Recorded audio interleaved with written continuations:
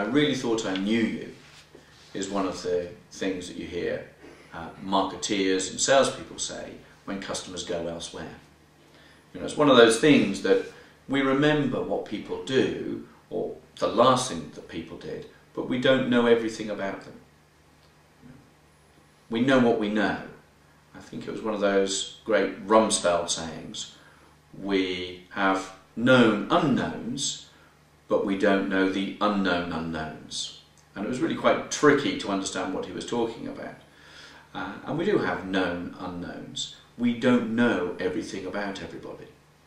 And that's really quite true.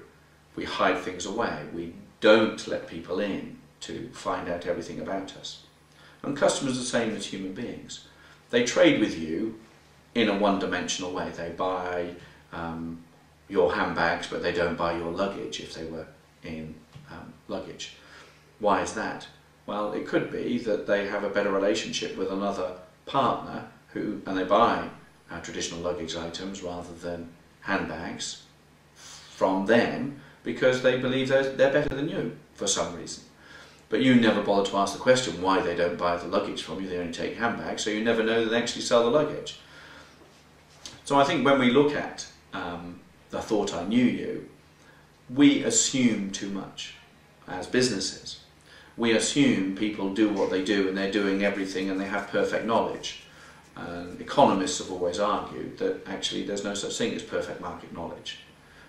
Even with Google, there'll be no such thing as perfect market knowledge because there's 1.9 billion pages to look at. You're not going to search them all.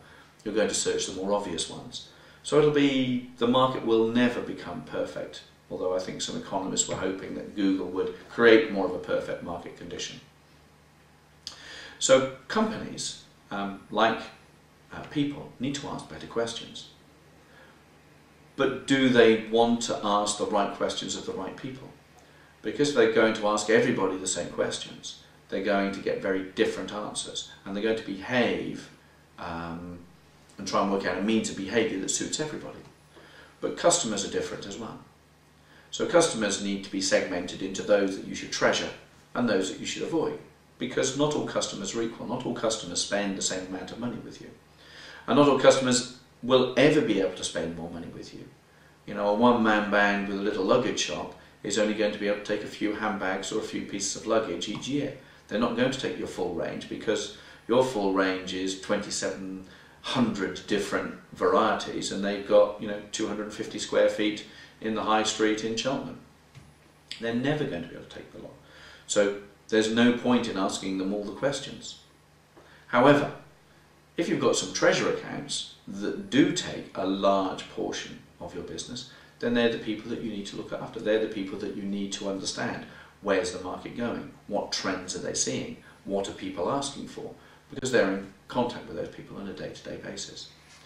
So when it comes to looking at I thought I knew you, it comes down to being able to question clients correctly, but making sure you're asking the right clients the right questions. Because you can't ask all the clients all of the questions, because that's too expensive and creates too much of a divergence of views. So we need to segment the market, and we need to segment the market, and Blue Sheep do this through a product we've developed over the last 4 years called a money map, where we look at which clients should you treasure and which clients should you avoid. Avoid doesn't mean to say you don't ever want to do business with them. You just need to do business in a different way than you do for the treasure sector. Because the treasure sector, you can afford to maybe send a representative in. You can afford to go and interview them one-on-one. But in the avoid sector, you might just do it through an email or a web application, and that would be the best way. So when it comes down to I thought I knew you, we never know enough about our clients. Okay, clients we tend to assume knowledge that because they're doing something, they're like everybody else in that group. Because you only buy handbags from me and shop B only buys handbags from me, that you're similar. But you could be two very different beasts. So if you don't look to segment your customers and identify the treasures so you can differentiate between shop A and shop B, then you're always going to end up with problems of trying to satisfy everybody with one solution.